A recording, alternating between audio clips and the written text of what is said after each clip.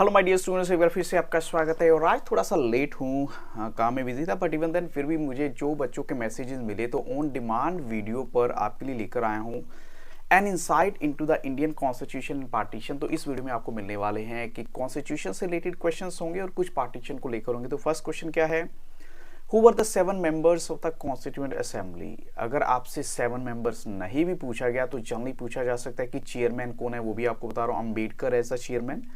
Other 6 members of the committee were K.M. Munshi, Mohammad Saadulla और अलादी कृष्ण स्वामी अय्यर, गोपाला स्वामी अयंगर और N मदावा Rao.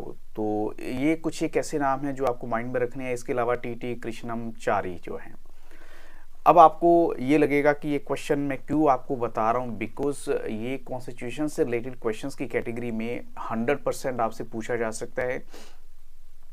Second मेरा question है, what is called constituent assembly. Constituent assembly actual में थी क्या? तो एक्चुअल में ये वो लोग हैं जिन्होंने कॉन्स्टिट्यूशन को फ्रेम किया था। Means the assembly that drafted the constitution of our country was called the constituent Assembly, that's enough.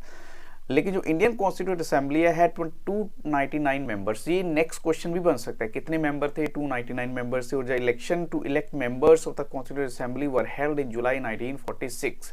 यानी किन किन लोगों को मेंबर बनाया जाएगा, उसके इलेक्शन हुए थे 1946 में जुलाई में। एंड इसकी जो फर्स्ट मीटिंग है वो कब होती है? दिसंबर 1946 में। What is meant by objective resolution. Objective resolution क्या है? ऑब्जेक्टिव रेजोल्यूशन जो है वो जवाहरलाल नेहरू ने पास किए थे in the session of the constituent assembly.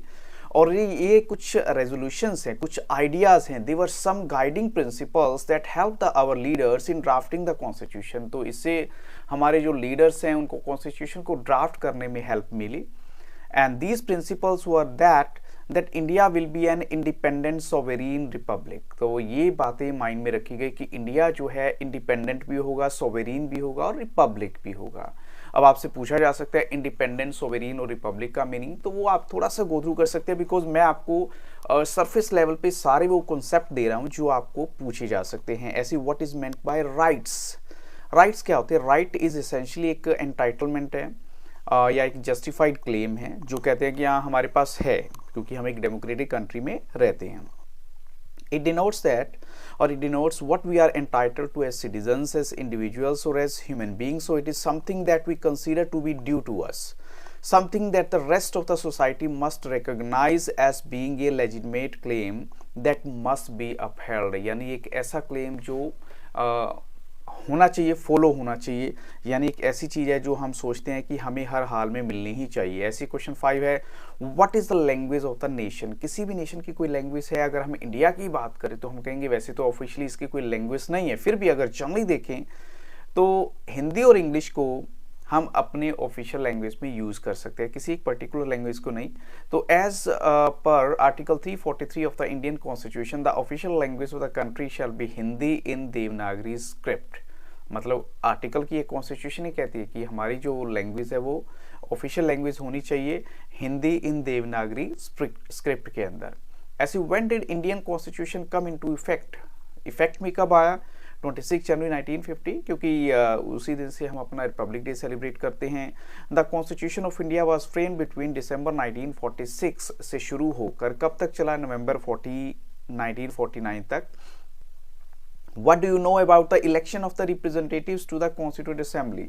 यानी उनको किस बेसिस पे चूज किया गया? तो उनको चूज किया गया था प्रोविंशियल लेजिस्लेचर के बेसिस पे, जो प्रोविंसेस थे उस टाइम उनके बेसिस पे। ऐसी क्वेश्चन 9 है, how many members of the constituent assembly were also members of the Congress. तो कितने जो मेंबर कांग्रेस के थे उस टाइम? देखो सोचो आप, 82% मेंबर कांग्रेस के थे उस कॉन्स्टिट्यूएंट असेंबली को जिन्होंने कॉन्स्टिट्यूशन को बनाया था। क्वेश्चन 10 है, with B.R. Ambedkar there were 2 other lawyers. 2 दूसरे लॉयर है, K.M. मुंशी ऑफ गुजरात और एक और हैं जो मद्रास से थे, और दोनों ने क्रूशल इनपुट्स दिए थे in drafting of the constitution. और उनका नाम क्या है? यस ऑफ कोर्स मद्रास से हैं तो कृष्ण स्वामी अय्यर, यानी अलादी कृष्ण स्वामी अय्यर। ये ऊपर वैसे मैं ऑलरेडी आपको नेम दे चुका हूँ। क्वेश्चन 11 है, 2 civil servants give vital assistance in the constituent Assembly. जिन्होंने वाइटल असिस्टेंस का क्या मतलब होता है? बड़ा इंपॉर्टेंट असिस्टेंस दी, हेल्प की थी कॉन्स्टिट्यूएंट असेंबली को सिविल सर्वेंट्स ने, जैसे IAS ऑफिसर होंगे। These were B.N. राव या constitution adviser to the government of India है, और जो दूसरे हैं the chief draftsman means S N. Mukherjee उनका नाम है, आपको वो बताना है, एस.एन. मुखर्जी।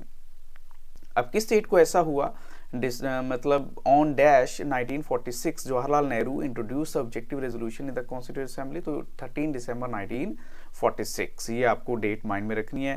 क्वेश्चन 13 है, on 27 August 1947 B Pocker Bahadur from, यानी वो कहां से थे, made a powerful plea for continuing separate electorate, वो कहते कि सेपरेट इलेक्टोरेट होना चाहिए, तो वो कहाँ से थे, मद्रास से थे। जो separate electorates were a poison that has entered the body politics of our country, ये किसने कहा था, सरदार पटेल ने। वो कहते थे सेपरेट इलेक्टोरेट नहीं होना चाहिए, अगर ऐसा होगा तो फर्दर जो है डिवीजन हो जाएंगे सोसाइटी के। क्वेश्चन 15 है, countering the demands for separate electorates, Govind Vallabh Pant उन्होंने क्या डिक्लेयर किया था, that it was not only harmful for the nation but also for the minorities. Minorities क्या होते हैं, जिनकी जो जनसंख्या बहुत कम होती है किसी भी पर्टिकुलर एरिया में। ऐसी जो बेगम एजाज रसूल हैं, उनको क्या लगा, separate electorates were self destructive since they isolated the minorities from the majorities. तो ऑफ कोर्स माइनॉरिटी और मेजॉरिटी के बीच में तो सेपरेट इलेक्टोरेट से फिर गैप आ ही जाएगा। ऐसी who undertook the fast unto death from 19 October 1952 demanding separate state of Andhra, तो ये पोती श्री रामुलु है, क्योंकि पार्टीशन ऑफ इंडिया की बात करें तो उससे रिलेटेड कुछ क्वेश्चन आपके साथ डिस्कस कर रहा हूँ। किस एरिया में, मद्रास प्रोविंस के किस एरिया में विशालांध्रा मूवमेंट जो 1950 में स्टार्ट हुआ था, demanded that Telugu speaking areas to be separated from Madras, तो वो प्रेजेंट डे तमिलनाडु है, पार्ट्स ऑफ आंध्र प्रदेश और केरला एंड कर्नाटका, ये सारे के सारे वो हिस्से हैं जहां से ये डिमांड आई थी।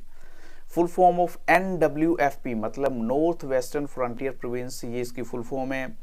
फ्रंटियर गांधी के नाम से किसे जाना जाता है, खान अब्दुल गफ्फार खान को। Which cities were divided into communal zones, तो वो हैं कोलकाता, लाहौर और Amritsar.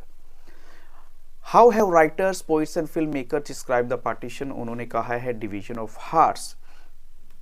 Who was the first deputy PM of India, Home Minister of India, Sardar Vallabhbhai Patel, or name the leader who wanted Kashmir to be integrated with India like Hyderabad through military operation। Sardar Vallabh भाई पटेल कहते थे कि military operation चलाओ और इसको अपने साथ जल्दी से मिला लो, वो एक्चुअल में ऐसा चाहते थे। तो सरदार वल्लभ भाई पटेल को और किस नाम से जाना जाता है, तो ऑफ कोर्स हम कहेंगे आयरन मैन ऑफ इंडिया है। At the time of partition, which state was also known as bilingual state? Bombay है bilingual state, तो वो महाद्विभाषी राज्य हम कहेंगे। And what is instrument of succession, ये पार्टीशन ऑफ इंडिया से रिलेटेड क्वेश्चन है, तो आपको थोड़ा सा पता होना चाहिए। इंस्ट्रूमेंट ऑफ सक्सेशन का मतलब है प्रिंसली स्टेट्स जो इंडियन यूनियन में मिलाई गई थी, ये वो डॉक्यूमेंट था एक्चुअल में जिसके तहत प्रिंसली स्टेट्स को इंडिया के साथ मर्ज कर लिया गया था। क्वेश्चन 28 है, how the decision taken at the constituent assembly were democratic. हम कैसे कह सकते हैं कि जो कॉन्स्टिट्यूएंट असेंबली में डिसीजन लिए वो डेमोक्रेटिक थे। जैसे आर्ग्यूमेंट्स हैं उनको न्यूज़पेपर में रिपोर्ट किया गया, बताया गया, जो प्रपोजल हैं दे वर पब्लिकली डिबेटेड, और जो पब्लिक है उनको भी कहा गया कि वो अपने व्यूज़ बताएं जो उनको लगता है होना चाहिए। To what extent minorities also had a voice in the constituent Assembly, हम कैसे कह सकते हैं कि माइनॉरिटीज की भी एक आवाज़ थी कॉन्स्टिट्यूएंट असेंबली में। तो बड़े सारे जो लिंग्विस्टिक माइनॉरिटीज हैं they wanted the production of their mother tongue, तो ये बिल्कुल सही बात है। Religious minority also asked for special safeguards, और जो Dalit demanded an end to all caste operation and reservations of seats in the government body. तो इससे पता लगता है कि यस उनकी जो बात है वो भी सुनी जा रही थी। ऐसी name the leaders who were the member of the constituent assembly, ये कौन है, जवाहरलाल नेहरू हैं, वल्लभ भाई पटेल या राजेंद्र प्रसाद हम कह सकते हैं, इनका नाम भी हम ले सकते हैं इसमें। तो with these questions I am going to stop the video. I hope so थोड़ी जल्दी में बनी है, बट इवन देन आपको अपनी नॉलेज चेक करने का तो मौका मिल गया होगा कि आपकी प्रेपरेशंस कितनी है। So I wish you all the very best, thank you very much. और मेरा दूसरा चैनल है तरन सर क्लासेस 2, उसे भी देखना मत भूलिएगा, you will definitely get some advantage from that. Have a very nice day.